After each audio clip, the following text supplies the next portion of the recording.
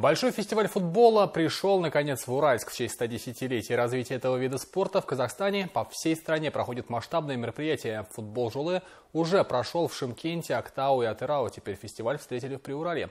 Его свидетелями стала и наша съемочная группа.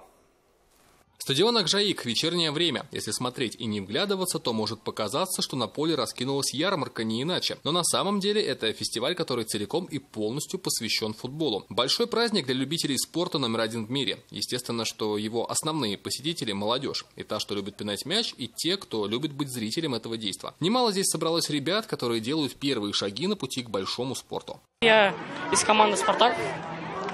В команде 5 лет. Пришел в футбол лет 8. Просто понравился сам вид спорта и играл. До сих пор нравится. Интересуюсь, развиваюсь. Фестиваль проводит важный для казахстанского футбола год. 110 лет прошло с момента, когда спорт номер один начал развиваться в нашей стране. Всю историю можно проследить на баннерах, которые были представлены на поле. Это под эгидой Федерации футбола Казахстана проводится. Это проводится в 9 городах Казахстана. Вот приехал сегодня футбол Жола, приехал Западно-Казахстанская область, город Уральск. Поэтому сейчас самая главная задача этого фестиваля – популяризировать среди молодежи, особенно среди детей, футбол. Инструментов для популяризации на фестивале избрали немало. Помимо мини-футбольного турнира в формате трое на трое, есть и другие челленджи, связанные со спортом номер один. Среди них силомер, измеряющий силу удара ногой, игра «Точный гол», киберзона, кикер и множество других. Участники игр получили специальные токены, которые смогли обменять на сувениры в зоне выдачи призов. Фестиваль нашел на земле Приуралья благодатную почву, поскольку футбол здесь любят и активно им занимаются.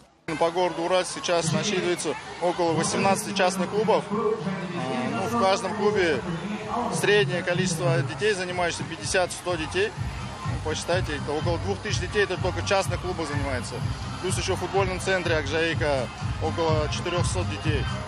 Вообще популяризация футбола в нашей области очень хорошо. Видите, по сегодняшнему фестивалю сколько пришло детей. Это еще не все, так как сегодня выходной день, кто-то на даче, кто-то отдыхает. Следующая остановка фестиваля «Футбол Жолы» будет в Актобе 26 августа. Алексей Кочемасов, Алмаз Адиетов, Таншолпан Амирханова, телеканал Акжаик.